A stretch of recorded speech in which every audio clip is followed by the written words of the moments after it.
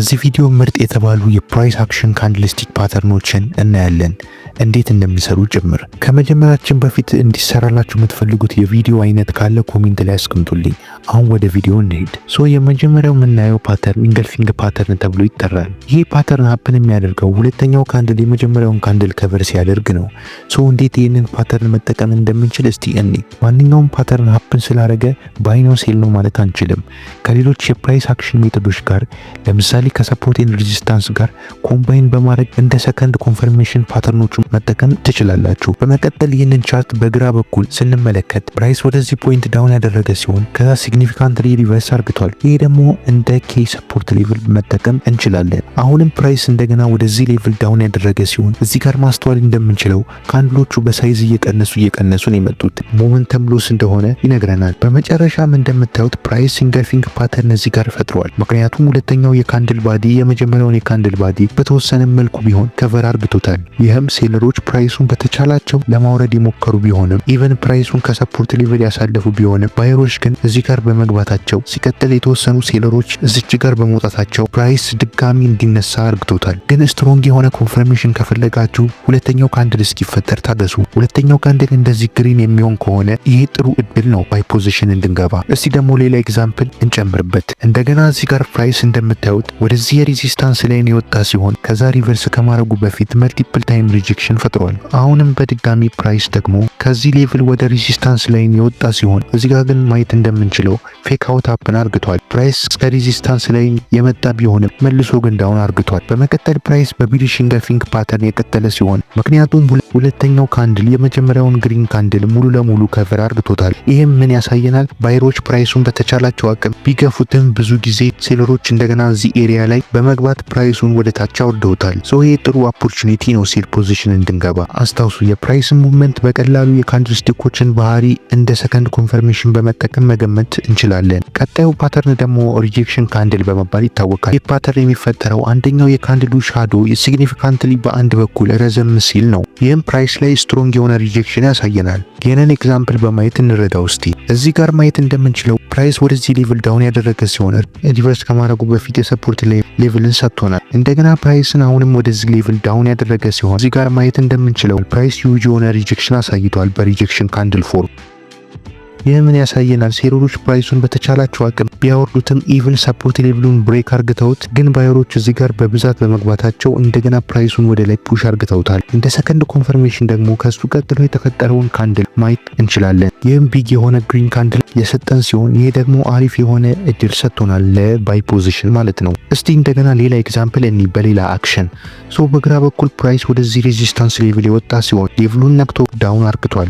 አሁንም ደግሞ ፕራይስ እንደገና ወደ ሬዚስታንስ ሌቭል የወጣ ሲሆን እዚህ ጋር ግን የተፈጠረውን ማየት እንደምንችለው ካንድሎቹ በሳይዝ እያነሱ ነው የመጡት። ይሄ ደግሞ ሞመንተም ሎስ እንደሆነ ይጠቁመናል።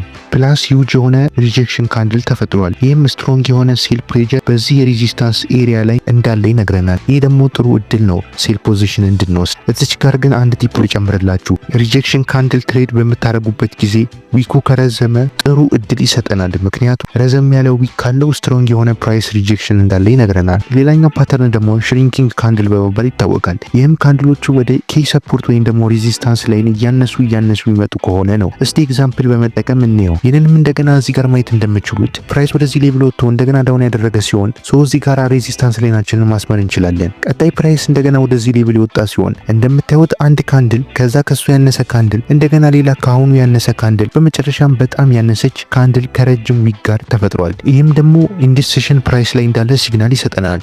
አሁን ሪቨርሳል እንደሚኖር እዚች ጋር መገመት እንችላለን። ግን ለተጨማሪ አናሊሲስ ኮንፈርሜሽን ቀጥሎ ሂውጅ የሆነ ካንድል እስኪፈጠር እንጠብቃለን።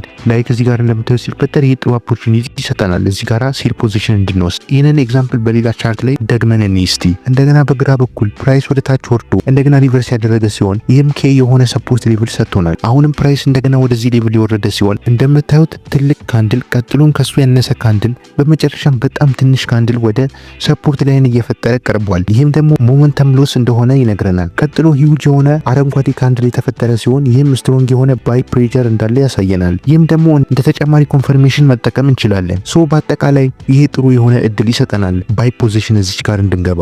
አንድ ነገር ወቁ፣ ማርኬት ላይ ካንድሎቹን በመመልከት ምን እየተፈጠረ እንደሆነ መናገር ትችላላችሁ። ሶ እስካሁን እንዴት ፕራይስ አክሽንን ተጠቅመን ትሬድ እንደምንገባ አይተናል። አሁን ደግሞ እንዴት ትሬድ ላይ ምርጥ የሆነ የኤግዚት ስትራቴጂ እንደምንጠቀም እስቲ። ሶ ይህ ማክሲመም የሆነ የፕሮፊት አማውንታችንን እንድናገኝ ይረዳናል። ስለዚህ እንጀምር። መጀመሪያ ማድረግ ያለብን ስቶፕ ሎሳችንን አይደንቲፋይ ማድረግ ነው። ይህንን ደግሞ ለማድረግ ኤቲአር ኢንዲኬተር እንጠቀማለን። ስለ ኤቲአር ኢንዲኬተር በቀጣይ ቪዲዮ በደንብ በሰፊው ሰራላችኋለሁ ምን እንደሆነና እንዴት እንደምንጠቀም ሁሉ። አሁን ደግሞ እዚህ ላይ እንዴት አርግተን እንደምንጠቀም እስቲ እንየው። ከዛ በፊት ቀጣይ ቪዲዮ እንዲደርሳችሁ ሰብስክራይብ ማድረግ እንዳረሱ። ወደ ቪዲዮ ስንመለስ እዚህ ጋር ሴል ፖዚሽን ወሰድን እንበል እና እንዴት ስቶፕ ሎሳችንን የኤቲአር ኢንዲኬተር በመጠቀም እንደምናስቀምጥ እስቲ እንይ። ይህንን ለማድረግ መጀመሪያ ኤቲአር ኢንዲኬተራችንን አድ እናደርጋለን። ኤቲአር ኢንዲኬተር ቫልዩ ስናይ ደግሞ ለዚህኛው ቻርት 59 ፒፕስ እንደሆነ ይነግረናል። ስለዚህ ስቶፕ ሎሳችንን 59 ፒፕስ ባለበት ቦታ ላይ እናስቀምጣለን። ሶ እንደዛ ከፍ አድርገን እናስቀምጣለን ማለት ነው። አሁን ደግሞ እንዴት ቤስድ የሆነ ቴክ ፕሮፊት እንደምናስቀምጥ እስቲ እንይ። በዚህም እንዴት ማክሲመም ከትሬዱ ማግኘት የምንችለውን ፕሮፊት እንደምንወስድ እናያለን። ለዚህም ስትራቴጂ ሞመንተም ሎስን እንጠቀማለን። ሶ ይህ ኤግዛምፕል ለሱ ነው። በዚህም እዚህ ጋር ሾርት ፖዚሽን ብንከፍትና እዚች ጋር እንደምታዩት ካንድሎቹ እያነሱ የመጡ ሲሆን ይህም ሞመንተም ሎስ እንደሆነ ይነግረናል።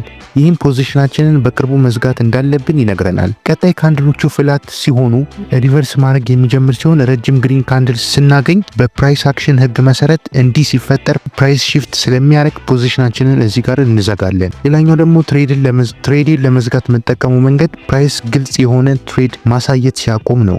ላይክ እንደዚህ ኤግዛምፕል እዚች ጋር ሾርት ፖዚሽን ወሰድን እንበል። በመጀመሪያ ግልጽ የሆነ ዳውን ትሬድ አሳይቶናል። ከሱ ቀጥሎ ዳይሬክሽን ለስ ወይም ደግሞ ዳይሬክሽን የሌላቸው ካንድሎች መፈጠር ሲጀምሩ ፖዚሽናችንን እዚች ጋር እንዘጋዋለን ማለት ነው። ሶ በዚህ ቪዲዮ አሪፍ የተባለውን የፕራይስ አክሽን ፓተርን አይነቶችና አጠቃቀማቸውን ነግሬያቸዋለሁ። እናንተ ደግሞ በተራችሁ 3 ሰከንድ የምትወስድባችሁ ላይክ እና ሰብስክራይብ በማድረግ ቪዲዮን ጨርሱት። ይመቻችሁ።